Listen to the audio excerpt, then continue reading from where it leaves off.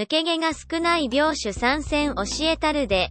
シンガプーラ。ちっちゃくて可愛らしい外見のショートヘアの猫やねん。抜け毛が少なく毛量も少ないから、掃除しやすくて、アレルギーの症状が出にくいと言われてるで。バーミーズ。ショートヘアの病種で、シルキーでツヤがある紐を持ってるで。抜け毛が少なくて、ちゃんと自己手入れがされていれば、家の中に抜け毛があまり散らばらんよ。トンキニーズ。シャム猫とバーミーズを交配した病種やねん。ショートヘアの個体が多いねん。